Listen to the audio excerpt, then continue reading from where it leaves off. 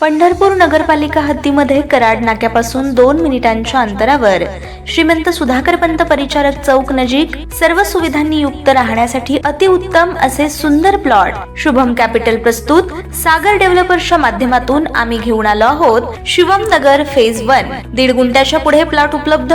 संपूर्ण प्लॉटिंगला तारेचे कंपाऊंड, प्रशस्त 30 फूट रुंदीचे रस्ते, स्ट्रीट लाईटची सोय, प्लांटेशन, बाकडे, प्लॉट डिमार्केशन। चला तर मग त्वरित बुक करा आपल्या हक्काचा प्लॉट। संपर्क कराड रोड पंतनगर शेजारी पंढरपूर। Mobile number 9763 037 257 8788 1517 39 84 82 91 99 99।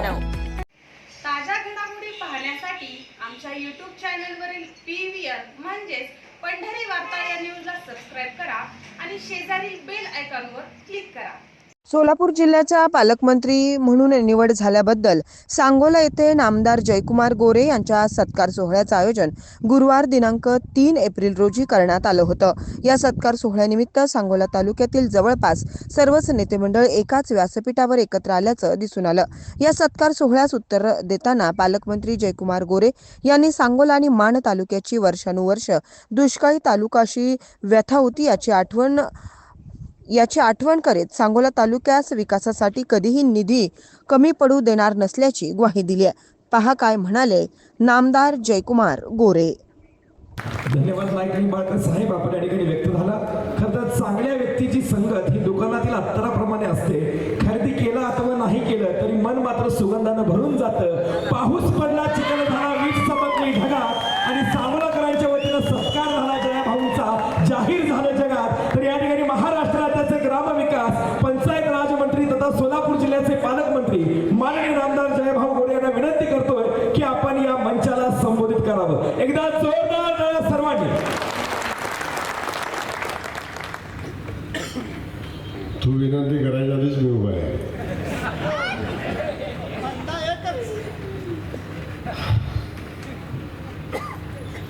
आज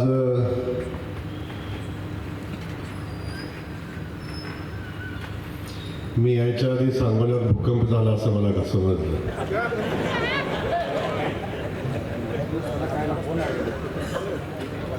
आज स्टेजवर आल्यावर स्टेजवरचं घडी बघितल्यावर भूकंपाचं कारण पण समजलं।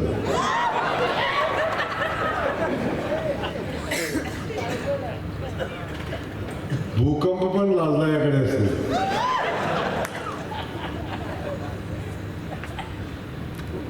आज खऱ्या अर्थानं मी आज सांगोलाकरांचं इथल्या माझ्या सगळ्या सहकाऱ्यांचं आणि आपल्या सगळ्यांचं मनापासून कदन व्यक्त करतो। सांगोल्यात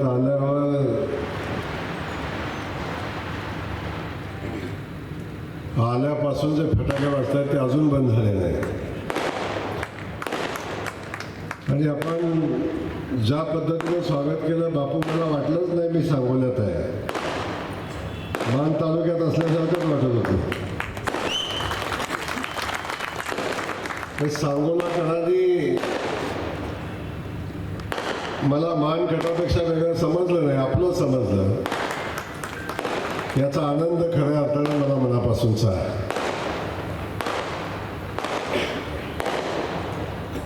हा सोहळा इथं होत असताना आपण बघतोय स्टेजच्या उजव्या बाजूला छत्रपती शिवाजी महाराजांचा पुतळा आहे। आज त्यांच्या पुतळ्याचं दर्शन घेतलं आणि दर्शन घेतल्यानंतर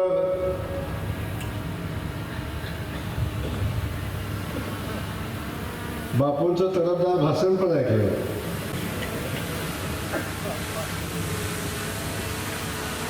पण या ठिकाणी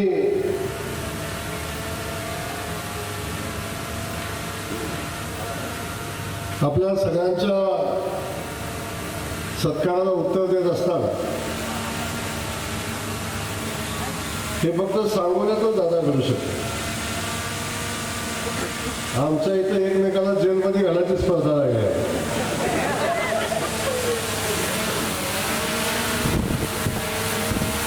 आणि राजकारण हा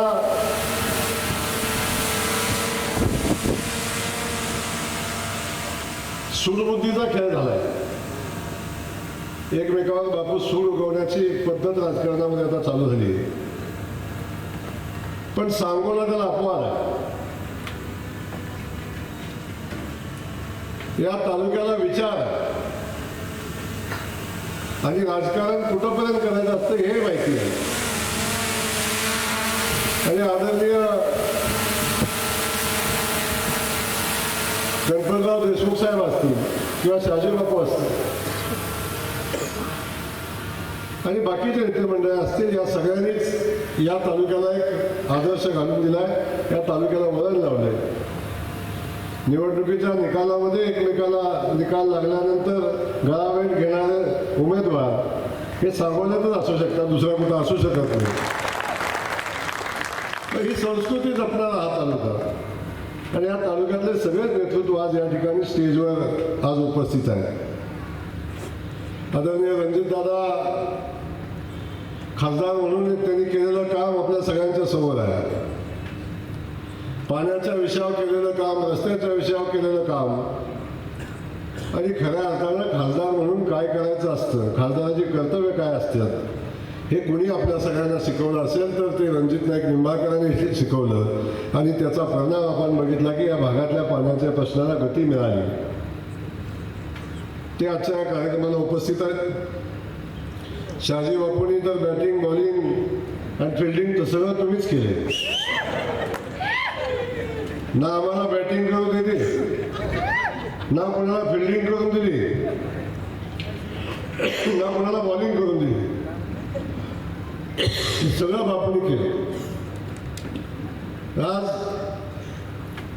एवढ्या दिलदारपणे पराभव स्वीकारून लोकांच्याशी तेवढीच मजबूत नाळ ठेवणारा, लोकांच्या हिताचा विचार करणारा नेतृत्व शहाजी बापूंच्या रूपाने आपल्याला मिळालं. आज आता दुसरे युवा नेते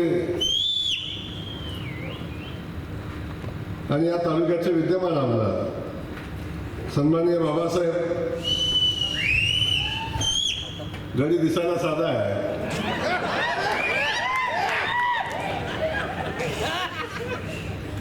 पण दिसण्यावर जाऊ नका. सगळ्या कला हत्या करायला होत्या. तेव्हा एक युवा नेतृत्व आज उभं राहिलंय आणि शहाजी बापूने सांगितलं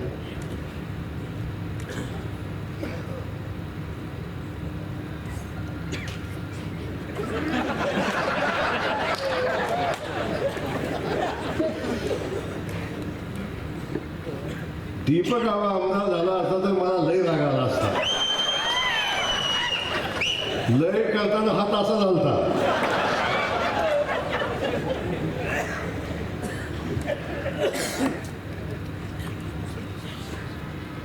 पण बरं झालं म्हणलं बापू, तुम्ही म्हणला, मी नाही म्हणताय. आम्ही दोघं बी पडलो ते बरं झालं.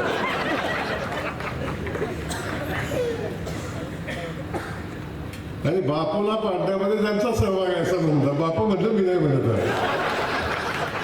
पण तरी सुद्धा नातं बघा कसं टिकून आहे. तिघं बी एका स्टेजवर येते, म्हणजे एकमेकाचं कौतुक करतात. ही कला कुठं शिकली, कुठली शाळा आहे मला एकदा दाखवा.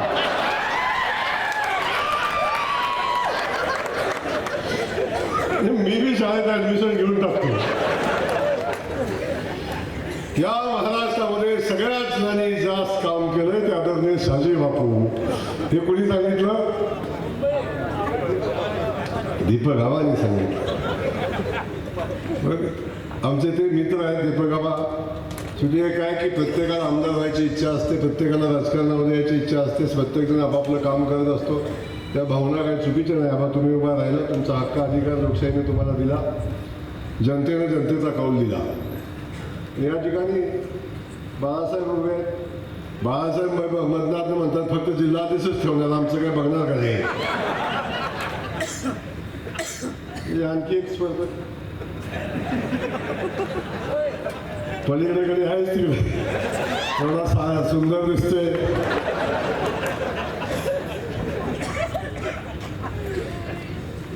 आता मध्येच कुणीतरी भाषण केलं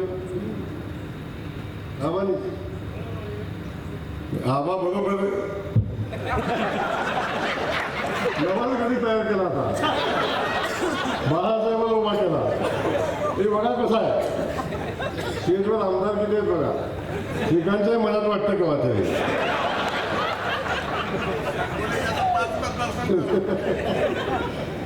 आणि सगळं नसलं महिला आरक्षण पडलं तर नागरिक आहे त्या कोण राहिलं का शिल्लक पुढच्या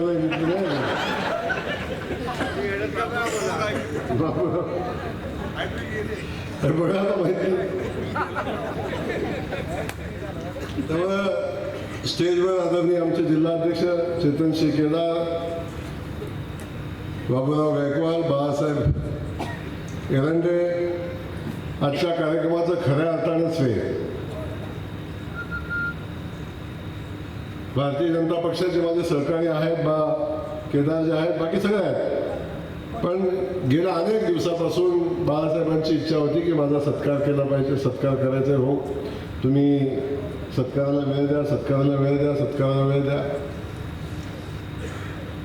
तसं काय आबा बाळासाहेबांचं माझं संबंध सगळ्यांनीच आवडतात असं नाही. पण बाळासाहेब आपला जीवापार प्रेम करतो, मला कधी मधी मदत पण करतो.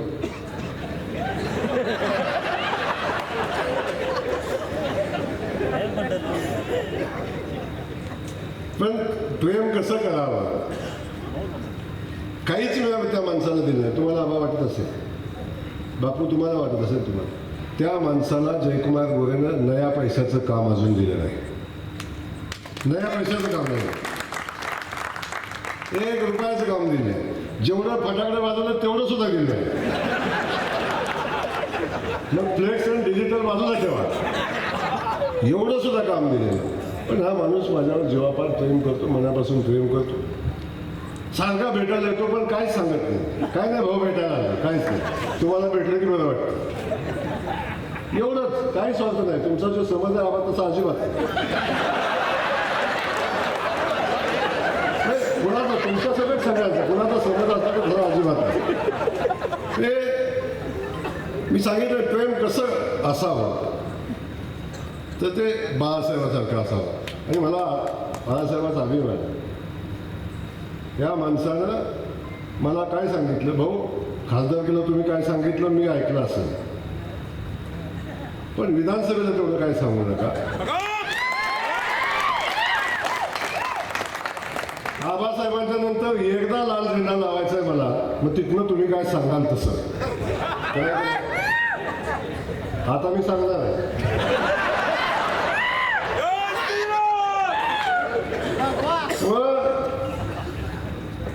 आपला नेता गेल्यानंतर सुद्धा त्या नेत्याच्या कुटुंबावर, त्या विचारावर, त्या झेंड्यावर प्रेम करणारा बाळासाहेब पण मी बघितला.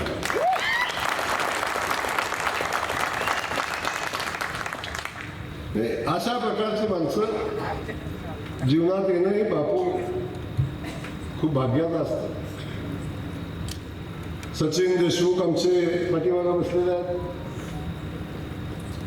जयश्रीताई आहेत, शिवाजी नाना आमचे मागं आज जॅकेटच आहे, जोरात काम आहे. आबा कॉम्पिटिशन करतात काय तुम्ही पण इथंच काकेत जाळ होतो तेव्हा आबा करत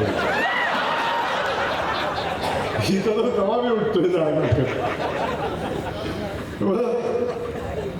मारुती बनकर आहेत, बाळासाहेब काटकर आहेत, प्रभाकर माळी या ठिकाणी आहेत, पोपटराव गडदे आहेत, प्रशांत वलेकर आहेत, उल्हास दायगुडे, सोमा कुठे गेला आमचा आहे काय, अशा अनेक गडी या ठिकाणी आहेत. हे सगळ्यांचंच मी मनापासून स्वागत करतो.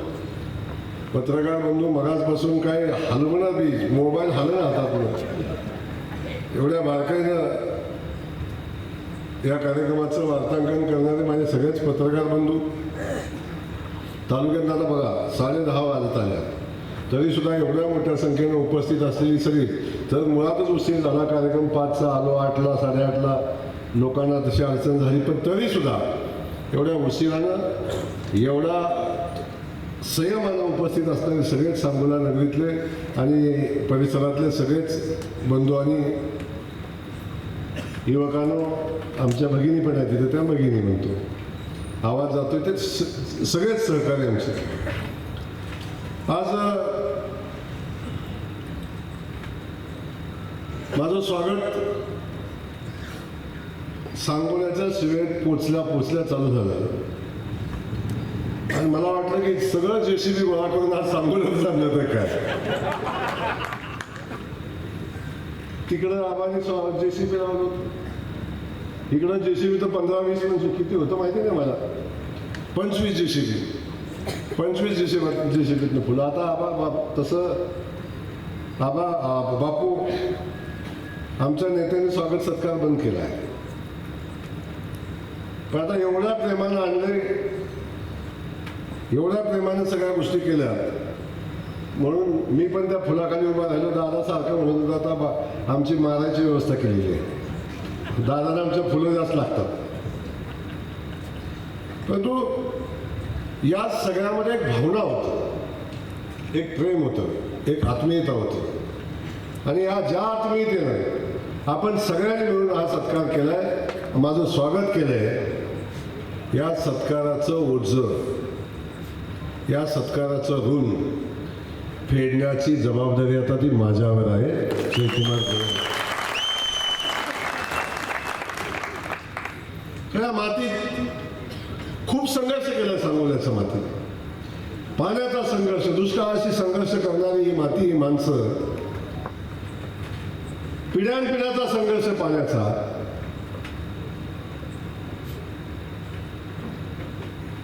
गणपतराव आबांनी केलेला संघर्ष मी बघितलाय. 2009 पासून सभागृहामध्ये मी होतो आणि तेव्हापासून पाण्यावर त्यांची भाषणं. मगाशी बापू म्हटल्याप्रमाणे पाण्यावर सभागृहामध्ये बोलत असताना पाण्याबद्दल त्यांची असणारी तळमळ. परंतु खऱ्या अर्थानं बापू एवढा मोठा माणूस ज्या माणसावर त्यांनी प्रेम केलं त्या माणसाने तेवढं त्या माणसाला दिलं नाही. हे अगदी नम्रपणे मी सांगेन, चुकीचं बरोबर मला माझं परीक्षण आहे की ज्या विचारावर प्रेम केलं तेवढं पाणी जर तेवढ्या प्रमाणात दिलं असतं तर आबा आणखीन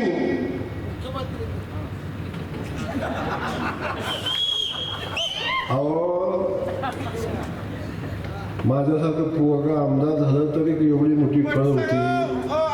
मुख्यमंत्री होणाऱ्या माणसाला कोणी ते करते. सांगतो स्पष्ट, तुम्ही स्पष्ट आहे का फक्त. म्हणून आपल्याला मला एवढंच या ठिकाणी सांगायचं की आबांच्या नंतर आपण पण काम केलं, आमदार म्हणून आपण काम केलं. तुमचा 1 वर्ष 1 कालखंड मला बघता आलं. नाही तर तुमच्याबद्दल दंतकथा आम्ही वाघमारदादांच्या सोबत खूप ऐकलेले आहे. कसं हसलं बघा. अनेक गोष्टी वाघमारदादाच्या दोघांच्या आम्ही ऐकलेल्या जुन्या.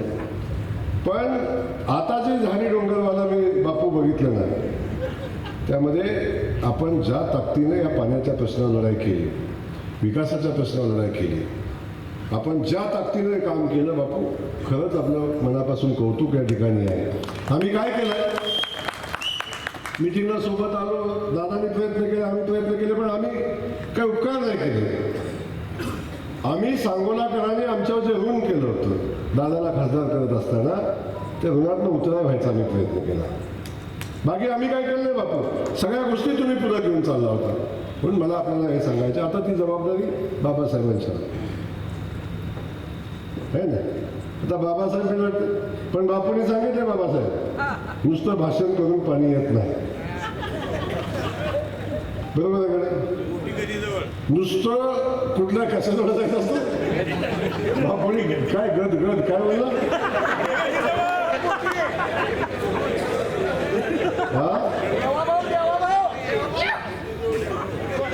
मी एवढंच सांगतो विहिरीत उडी मारायची ज्या विहिरीत मुबलक पाणी आहे देवेंद्र भाऊच्या तिकडंच आपला विचार करायचा. मुबलक पाणी असतं, पाणी असून बी द्यायला नको आहे, दानत लागते ना ती त्या माणसाला.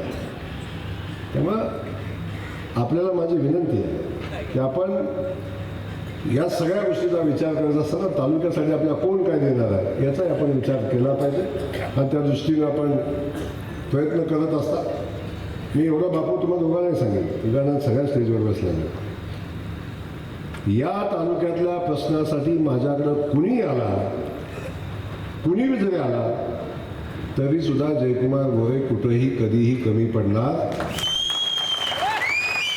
ती माझी जबाबदारी आहे, ती माझी जबाबदारी आहे. त्या जबाबदारीच्या भावनेतून आपण काम करू. तर मी आपल्याला जाताना एवढंच सांगेन, पाण्याच्या प्रश्नासंदर्भात बापू बोलला तो, आता उजनीचं पाणी त्याचं काम चालू केलं, निरायचं पाणी, देवघरचं पाणी आता अंतिम टप्प्यात आहे, ते पाणी आपण आणणार. आणि बाकी राजेवाडीवर तर सारखीच चर्चा होते आहे. तर राजेवाडीतली स्पर्धा चालली, कुणी जयकुमार गोरेला सांगून पाणी सोडलं अशी स्पर्धा बापू. पण सगळ्यांनी मला सांगेल, सगळ्यांनी मिळून प्रयत्न करत असताना आमचा केदार बी सारखा पाणी पाहिजे म्हणायचा, बापूचा पुण्याचा, इकडं आमच्या आमदाराचं तर सारखं पाणी असायचं. पण सगळ्यांना माझं म्हणणं होतं की पाणी द्यायला जयकुमार गोरे कधी नाही म्हणणार. एक गोष्ट समजून घ्या, पाण्याचा संघर्ष जयकुमार गोरेनं बघितला आहे. पाणी नसणाऱ्या भागात माझा जन्म झाला आहे, त्यामुळं पाणी ज्या ठिकाणी आवश्यकता आहे त्याला दिलं पाहिजे ही भूमिका माझी आहे. तर माझी बापू एवढीच विनंती आहे, पाणी तलावातलं नाही, ते जे गटापूरचं पाणी आहे ते तुमच्या वाट्याचं बी नाही, तरी सुद्धा माझ्याकडे पाणी असलं तर मी द्यायला कधी मागं राहणार नाही. ही भूमिका माझी कायमची आहे. फक्त पाणी वड्या नाल्यानं सोडू नका, पाणी वड्या नाल्यानं सोडू नका. एवढं पाणी कष्टानं आणलेलं आहे, एवढं पाणी कष्टानं आणलेलं आहे, ते पाणी वड्यानं नाल्यानं सोडायचं नाही बापू. या पाण्याला नीट वापरा एवढंच मी सांगतो. सगळ्यांनी ठिबक बी करायला शिका आता, कारण पाण्याचा वापर नीट नाही केला ना तर हे पाणी असं सोडून नाही टिकणार. त्यामुळे त्याचाही विचार आपण सगळ्यांनी केला पाहिजे. ही भूमिका आहे निमित्ताने ठेवा. पण पाण्याची चिंता करू, कुणी आग लावू द्या बापू, कुणी आग लावू द्या. का तुम्हाला माहिती आहे माझं स्वतः, त्यामुळं आग लावणाऱ्यांच्यापासून मी सावध राहा. या सगळ्या गोष्टी या ठिकाणी सांगत असताना आपल्याला ह्याचं पाणी आवर्तनाचं पाणी सोडायचं. आता निरा उजव्या कालव्याचा पाण्याचा विषय आता आला. कालवा समितीची बैठक झाली, जवळजवळ 2.25 TMC पाण्याचं आरक्षण झालंय. आता त्या पाण्यातनं जेवढी बचत होईल तेवढं सगळं पाणी आपल्याला सोडणार आहे, काळजी करू नका. दादाने आता ते शिकवले सगळ्यांना, असं पाण्याची बचत कशी करायची आणि कुठं द्यायचं, पाणी कुठं सोडायचं दादाला चांगलं माहिती आहे. पण आपल्या सगळ्यांना मला सांगायचं की आपण ही भूमिका घेत असताना आता राज्याचा ग्रामविकास खात्याचा मंत्री म्हणून मी या ठिकाणी आलोय. तुम्हाला सगळ्यांना सांगतो, तो फक्त आणि फक्त माझ्या भारतीय जनता पक्षावर आहे.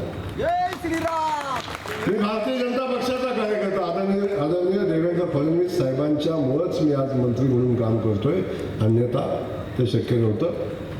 माझ्यासारख्या सामान्य कुटुंबातल्या युवकाच्या पाठीशी उभं राहण्याचं काम, त्याला मंत्री करण्याचं काम.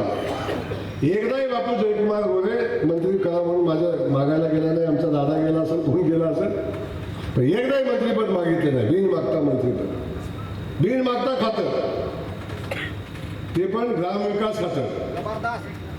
जबरदस्त. मला सांगू ग्रामविकास खातं काय आहे? ग्रामविकास खातं जन्माला आल्यापासून स्मशानभूमीपर्यंत जे जे लागतं ते सगळं ग्रामविकास खात्यात मिळतं. जन्माला आल्यापासून जे लागतं आणि स्मशानभूमीत जाईपर्यंत जे लागतं ते सगळं ग्रामविकास खात्यात मिळतं. त्यामुळे बापू काळजी करू नका. रस्ता पाहिजे माझ्याकडं, स्मशानभूमी पाहिजे माझ्याकडं, स्मशानभूमीला रस्ता पाहिजे माझ्याकडं, स्ट्रीट पोल लावायचा म्हणलं तरी माझ्याकडं, ग्रामपंचायत कार्यालय बांधायचं म्हणलं तरी माझ्याकडं, मंदिर बांधायचं म्हणलं तरी माझ्याकडं, सभामंडप बांधायचं म्हणलं तरी माझ्याकडं. त्यामुळे सांगा बाबासाहेब योग्य ठिकाणी. पण हे सोडून द्या बाकी विषय. पण मी बाबासाहेब एवढंच सांगतो, शेवटी आपण सगळे सहकारी मिळून काम करतो. राजकारण झालं, निवडणूक झाली, आता आपण एकत्र येऊन काम करायचं आहे आणि एकत्र येऊन काम करत असताना आपण सगळ्यांनी ही भूमिका घेऊन आपल्याला पुढे जायचं आहे. पण सांगोलावाल्याला आपल्या सगळ्या सहकार्याला माझं एवढंच सांगतो, आदरणीय देवेंद्र फडणवीस या राज्याचे मुख्यमंत्री आहेत. एकनाथ शिंदे साहेब आता त्यांच्यासोबत उपमुख्यमंत्री आहेत आणि ताकदीनं आज राज्याच्या विकासाचा गाडा पुढे घेऊन जात असताना या समाजातल्या प्रत्येक घटकाला न्याय देण्याची भूमिका जी मोदीजींनी घेतली तीच आदरणीय देवेंद्र फडणवीस साहेबांनी घेतली, तीच आमचं महायुतीचं सरकार घेतं, एकनाथ शिंदे साहेब घेत आहेत. आणि सगळ्या समाज घटकांना न्याय देत असताना पहिला मुख्यमंत्री असा आहे ज्यांनी मुख्यमंत्री झाल्या पहिली मुलाखत दिली असेल तर मला या राज्यातला पाण्याचे प्रश्न सोडवायचे आहेत. सगळ्यात पहिली भूमिका घेणारा देवेंद्र फडणवीस नावाचा मुख्यमंत्री. अनेक जाणते राजे झाले, अनेक शेतकऱ्यांचे नेते झाले, पण त्यांना शेतकऱ्यांचं दुःख आणि पाण्याचा प्रश्न कधी कळाला नाही साहेब. तो प्रश्न देवेंद्र फडणवीस साहेबांना कळाला, म्हणून सलग 3 वेळा भारतीय जनता पक्षाचं सरकार आज महाराष्ट्रामध्ये आलं आहे. 14 साली देवेंद्र फडणवीस साहेब मुख्यमंत्री झाले, 19 साली पुन्हा देवेंद्र फडणवीसच मुख्यमंत्री झाले असते, बहुमत आपलंच होतं, ते झालं. आता पुन्हा सरकार आलं, 3 वेळा सलग सरकार आलं. तेव्हा अनेक लोक बघतात की या सगळ्या गोष्टी अशाच होत नाहीत, लोकांच्या हिताचं काम चालू आहे म्हणून होतं. म्हणून मी आपल्याला एवढंच सांगतो, मी पालकमंत्री आज झालो बापू, मला आनंद आहे. देवेंद्र फडणवीस साहेबांना मनापासून धन्यवाद देईन. त्यांनी मला पालकमंत्री पण केलं असेल, बघा कुठलं केलं, मला विठुरायाच्या नगरीचा पालकमंत्री केला. विठुरायाची सेवा करण्याची संधी मला दिली, सिद्धेश्वराची सेवा करण्याची मला संधी दिली, अक्कलकोटच्या स्वामी समर्थांची सेवा करण्याची संधी देवेंद्र फडणवीस साहेबांनी मला दिली, या सोलापूर जिल्ह्याची सेवा करण्याची संधी मला दिली. याच्यापेक्षा माझ्या नशीब भाग्यात काय असू शकतं. ज्या पालखीमध्ये जायला मी तडपडत होतो त्या पालखीचं नियोजन करण्याची जबाबदारी देवेंद्र फडणवीस साहेबांनी माझ्यावर दिली, भारतीय जनता पक्षाने दिली. एवढं मोठं सगळं आज आपल्या सगळ्या पाठी, माझ्यासारख्या कार्यकर्त्याच्या पाठीशी उभं केलंय म्हणून तुम्ही बघताय. पण मी माझ्यासारखा सामान्य कार्यकर्ता, पाण्यासाठी, शेतकऱ्यांसाठी, सामान्य माणसासाठी संघर्ष करणारा, सामान्य माणसाला स्वाभिमानानं उभा करणारा जयकुमार गोरे प्रस्थापिताला बापू नाही चालत. आमदार होऊ नये म्हणून प्रचंड प्रयत्न केले, 20 वर्षापासून प्रयत्न करतात. मंत्री होऊ नये म्हणून केले, मंत्री झाल्यावर पण अशी कळ उठली. आता सगळ्या गोष्टी करून बघितल्या, पण बापू जयकुमार गोरे कधी थांबला नाही आणि कधी थांबणार नाही. कारण माझ्यासोबत सामान्य माणसाचे, मायमाऊलींचे आशीर्वाद आहे. यांच्यात दम नाही म्हणून कधी ते मायमाऊलीला पुढं उभं करून भानगडी करतात. मला त्यांचं सांगणं आहे, जर खरंच मर्दाची औलाद असाल तर एकदा मैदानात येऊन लढा. जयकुमार गोरे काय एवढ्या वर्ष दाखवले, यांच्यात दम नाही बापू, दम नाही, ते दम नाही मैदानात येऊन लढायचा. नाही पराभव करू शकले माझे, नाही पराभव करू शकले. सगळी ताकद लावली, सगळ्या बाजूनं, पक्षातनं, पक्षाच्या बाहेरनं सगळी ताकद लावली, नाही पराभव करू शकले. तेव्हा षडयंत्र रचण्याचा प्रयत्न केला, पण तेही षडयंत्र, अशी किती षडयंत्र टाकले, किती चक्रव्यूह वापरून टाकले, तरी हा आधुनिक अभिमन्यू आहे. देवेंद्र फडणवीस साहेबाचा पट्टा लक्षात असू द्या. सगळे चक्रव्यूह तोडणार, सगळे चक्रव्यूह तोडणार, छाताला उभा राहणार, किती भानगडी करा. पण हे करत असताना ज्या कामासाठी इथं आलोय ते काम कधी विसरणार नाही. जोपर्यंत जनतेची सेवा करत राहतो तेव्हा जनतेच्या सेवा सोबत राहतील. एवढंच आजच्या या कार्यक्रमादिवशी सांगेन. आपल्या सगळ्यांना मनापासून धन्यवाद देईन. सगळे नेते आपण एका स्टेजवर आलात, असा अनोखा प्रसंग माझ्यासाठी आहे. असं कुठल्याही तालुक्यात गेलो तर असं दादा सत्कार होणार नाही. इतिहासात नोंद होईल असा सत्कार आहे. असा सत्कार दुसऱ्या कुठंच होऊ शकत नाही. हा सत्कार आपण सगळ्यांनी मिळून केला आहे. आपल्या सगळ्यांना मनापासून धन्यवाद देतो. मागणं सचिन वकिलांचा सांगतोय, कोल्हापूरच्या खंडपीठाचा विषय आहे, त्याची भूमिका. आता ते खंडपीठ लवकरच देवेंद्र फडणवीस साहेबांच्या आशीर्वादानं खंडपीठ करण्याच्या प्रक्रिया अंतिम टप्प्यात आलेल्या आहेत. ते लवकरच मार्गी लागतील हे या निमित्तानं सांगतो. पुन्हा एकदा आपल्या सगळ्यांना मनापासून धन्यवाद देतो आणि कायम या सांगोल्याच्या प्रेमाच्या रणात राहील एवढं मनापासून सांगतो. बाळासाहेब आपल्याला केदारजी आपल्याला मनापासून धन्यवाद देतो आणि थांबतो. जय हिंद, जय महाराष्ट्र. धन्यवाद जय भाऊ, आपण या ठिकाणी व्यक्त झाला. या ठिकाणी कार्यक्रमाची सांगता आभार प्रदर्शनाने होईल आणि जय भाऊ